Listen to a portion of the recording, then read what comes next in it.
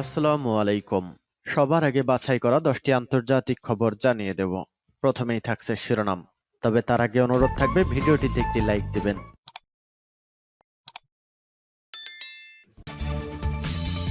দখলদার ইসরায়েলি বাহিনী এবং ফিলিস্তিন পুরোদমে যুদ্ধ চলছে। জানিয়ে দেব হাতে থাকা সর্বশেষ আপডেট আন্তর্জাতিক সংবাদ। প্রথমেই সংবাদ শিরোনাম। ইসরায়েলে হিজবুল্লাহর আরবাইন অভিযান নিয়ে যা বললেন নাসরুল্লাহ। এরপর জানিয়ে দেব এবার ফারাক্কার 109 গেট খুলে দিল ভারত। এদিকে হামাস নেতাকে হত্যা করার জন্য ইসরায়েলকে অবশ্যই শাস্তি পেতে হবে বলেছে ইরান। এরপর জানিয়ে দেব ইউক্রেনে মারাত্মক রুশ হামলা, ইউরোপের সাহায্য চাইলেন জেলেনস্কি। আরও জানিয়ে দিব সৌদি যুবরাজ সালমানের উত্থানের নেপথ্যে। সর্বশেষ জানিয়ে দিব হঠাৎ শক্তি দেখালো আফ্রিকার সশস্ত্র গোষ্ঠী, নিহত 2 শতাধিক। এতক্ষণ শুনছিলেন সংবাদ শিরোনাম, এবারে বিস্তারিত। তবে অনুরোধ থাকবে ভিডিওটিতে একটি লাইক করবেন এবং কমেন্ট করে জানিয়ে দিবেন কোন জেলা থেকে আপনি আমাদের এই ভিডিওটি দেখছেন। ইসরায়েলে হিজবুল্লাহর আরবাইন অভিযান নিয়ে যা বলল নাসরুল্লাহ। হিজবুল্লাহর মহাসচিব সায়েদ হাসান নাসরুল্লাহ বলেছেন, সিনিয়র কমান্ডার ফুয়াদ শুকুরকে হত্যার প্রতিশোধ নিতে হিজবুল্লাহর প্রতিশোধমূলক অভিযানে তেল আবিবের কাছে গ্লিলট সামরিক ঘাঁটিকে প্রধান লক্ষ্য হিসেবে নেওয়া হয়েছে। রোববার আরবাইনের বার্ষিকী স্মরণে দেওয়া এক বক্তৃতায় নাসরুল্লাহ এসব কথা বলেন। তিনি বলেন, আজ 20 সফর, ইমাম হুসাইন আলাইহিসসালামের 40তম বার্ষিকী। তিনি ত্যাগ, পরোপকার, অন্যায় প্রত্যাখ্যান ও আত্মসমর্পণের প্রতীক এবং বিচার দিবস পর্যন্ত বিপ্লবের শিরোমণি। হিজবুল্লাহ নেতা এ সময় ইসরায়েলি সামরিক ঘাঁটিতে রোববারের সামরিক অভিযানকে আরবাইন অপারেশন বলে অভিহিত করেছেন। ইসরায়েল দক্ষিণ লেবাননের বিরুদ্ধে আগ্রাসনের সমস্ত রেড লাইন অতিক্রম করেছে উল্লেখ করে নাসরুল্লাহ বলেন, হিজবুল্লাহ তাদের আরবাইন অভিযানে দখলকৃত ভূমিতে কোনো বেসামরিক লোককে আঘাত করেনি। হিজবুল্লাহর মহাসচিব এ সময় ইহুদিবাদী সত্তার বিরুদ্ধে ফুয়াদ শুকুরের শাহাদাতের প্রতিশোধ নিতে বিলম্বের কারণ সম্পর্কে বলেছেন, হিজবুল্লাহ গাজা উপত্যকায় ইসরায়েলি গণহত্যামূলক আগ্রাসনের অবসানের জন্য গাজা যুদ্ধবিরতি আলোচনার সুযোগ দিতে চেয়েছিল। মূলত এ কারণে প্রতিশোধ নিতে বিলম্ব হয়েছে। এবার ফারাক্কার 109টি গেট খুলে দিল ভারত। ভারতের বিহার ও ঝাড়খণ্ডে বন্যার জেরে ফারাক্কা ব্যারেজের 109টি গেট খুলে দিয়েছে ভারত। সোমবার গেট খুলে দেওয়া হয়। এতে একদিনে বাংলাদেশে ঢুকবে 11 লাখ কিউসেক পানি। বাঁধ খুলে দেওয়ায় বন্যার আশঙ্কা তৈরি হয়েছে পশ্চিমবঙ্গের মুর্শিদাবাদ সহ বাংলাদেশেও। বন্যা পরিস্থিতি ও পাহাড়ি ঢলের বিষয়ে আগে থেকে বাংলাদেশকে তথ্য দেওয়া হচ্ছে বলে ভারতের পক্ষ থেকে দাবি করা হয়েছে। সোমবার ব্যারেজ কর্তৃপক্ষ জানায়, প্রতিবেশী 2 রাজ্যে বন্যার জেরে পানির চাপ পড়েছে। তবে স্বস্তির বিষয়, এখনও নেপাল থেকে পাহাড়ি ঢল নামেনি। ফারাক্কার ব্যারাজ এলাকায় পানি বিপদসীমার 77.34 মিটার উপর দিয়ে বইতে থাকায় বাধ্য হয়ে গেট খুলতে হচ্ছে। এক্ষেত্রে ফিডার ক্যানেলেও পানির পরিমাণ বাড়ানো হয়েছে। ফারাক্কা ব্যারেজের জেনারেল ম্যানেজার আরদেশ পান্ডে বলেন, ফারাক্কা ব্যারেজ কর্তৃপক্ষ সবসময় অ্যালার্ট রয়েছে, প্রতি মুহূর্তে নজর রাখা হচ্ছে।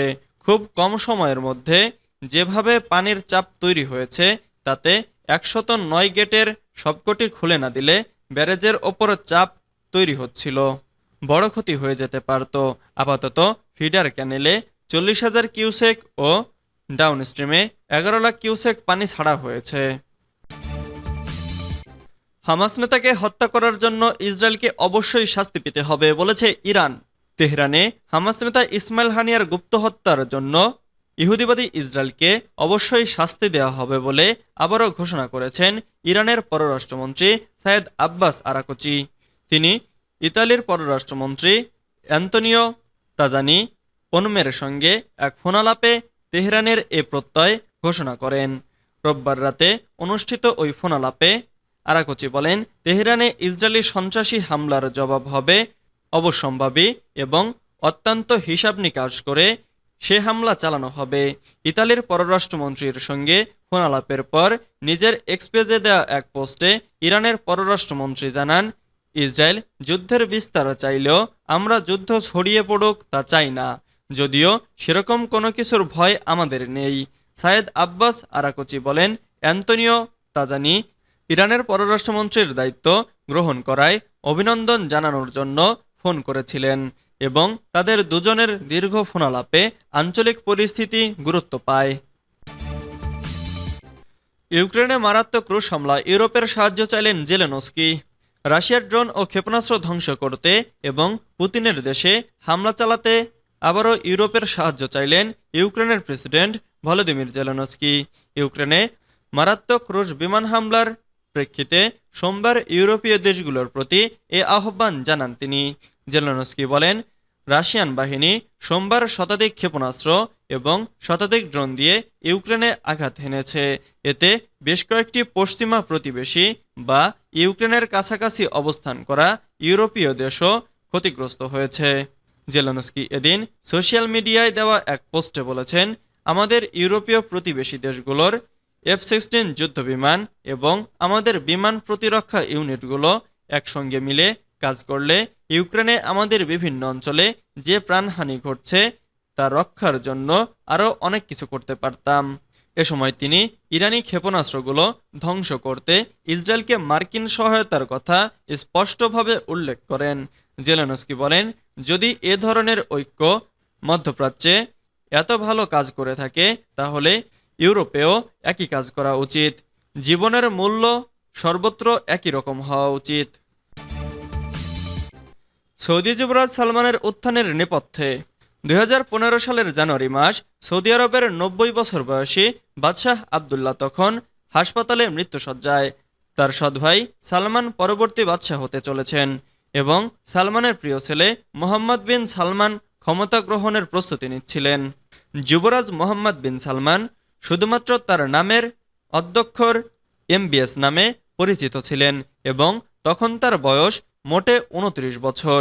এই বয়সেই তার নিজ দেশ নিয়ে এক বড় পরিকল্পনা ছিল, যা ছিল ইতিহাসের সবচেয়ে বড় পরিকল্পনা।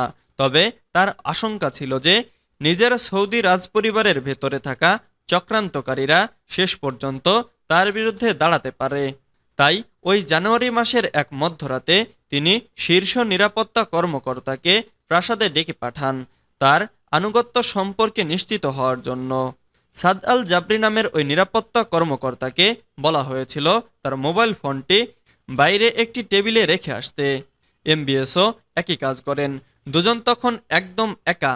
তরুণ যুবরাজ প্রাসাদের গুপ্তচরদের এতটাই ভয় পেতেন যে সেখানকার একমাত্র ল্যান্ডলাইন টেলিফোন সংযোগ বিচ্ছিন্ন করতে তিনি দেয়াল থেকে সকেটটি টেনে খুলে ফেলেন। আল জাবরির মতে MBS তখন আলোচনা করছিলেন যে কিভাবে তিনি তার দেশকে গভীর ঘুম থেকে জাগিয়ে তুলবেন যাতে তার দেশ বিশ্বমঞ্চে সঠিক জায়গা করে নিতে পারে। হঠাৎ শক্তি দেখালো আফ্রিকার সশস্ত্র গোষ্ঠী, নিহত 2 শতাধিক।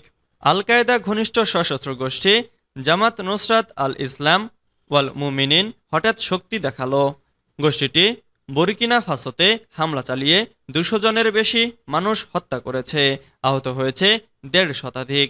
আল জাজিরার প্রতিবেদনে বলা হয়, গোষ্ঠীটি হামলার দায় স্বীকার করেছে।